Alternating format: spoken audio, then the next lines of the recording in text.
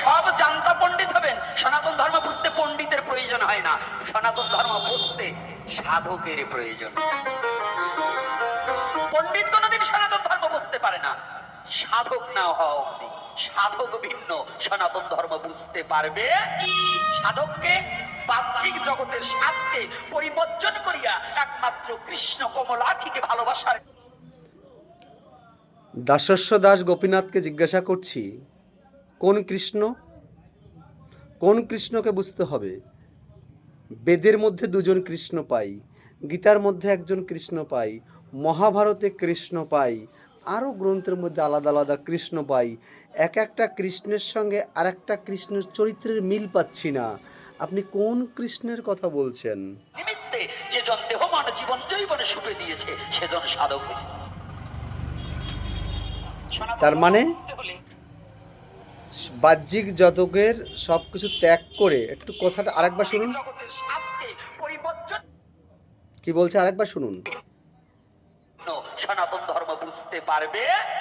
সাধককে বাহ্যিক জগতের স্বাদকে পরিবর্জন করিয়া একমাত্র কৃষ্ণ কমলাক্ষীকে ভালোবাসার নিমিত্তে যে জন দেহ মন। এখন বিষয় হচ্ছে,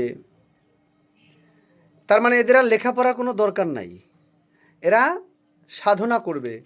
আপনি এই সব বুজরুকিপানা করে আমার সমাজের মানুষকে পথভ্রষ্ট করছেন। আপনার কোথাও কোনো বক্তব্যের মধ্যে আমরা খুঁজে পাই না যে তোমরা পড়াশোনা করো, তোমরা লেখাপড়া করো, বিশ্বকে জানো, দেশকে জানো, পড়াশোনা করে উন্নত শিখরে পৌঁছে যাও। এরকম একটা লাইন আপনার বক্তব্যের মধ্যে উঠে আসছে না। আপনার মধ্যে উঠে আসছে মাংস খাবে না, মাছ খাবে না, আপনার শক্তি শরীর গোল্লায় যায় যাক, এটা খাবে না, সেটা খাবে না, সাধনা করো, এটা করো, সেটা করো। আরে ছেলেমেয়ে পড়াশোনা করবে কখন?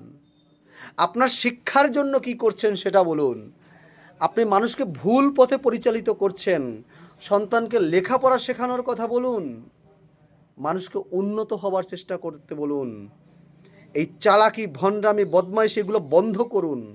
আপনার প্রতিটা বক্তব্য বিজ্ঞানসম্মত চিন্তা ভাবনার পরিপন্থী, কোনো ধোপে টেকে না। এগুলো কারা বিশ্বাস করে? অন্ধ কুসংস্কারে যারা নিমজ্জিত, তারা আপনাকে বাহবা দিচ্ছে।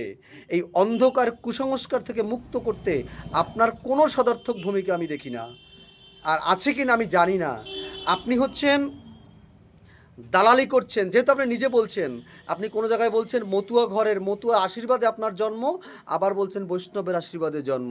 আপনি নিজেই বলছেন আপনার জন্মের ঠিক নেই। আমি সুকেশ মিত্র জয় বলছি, ক্ষমতা থাকলে আমার প্রশ্নের উত্তর দেবেন।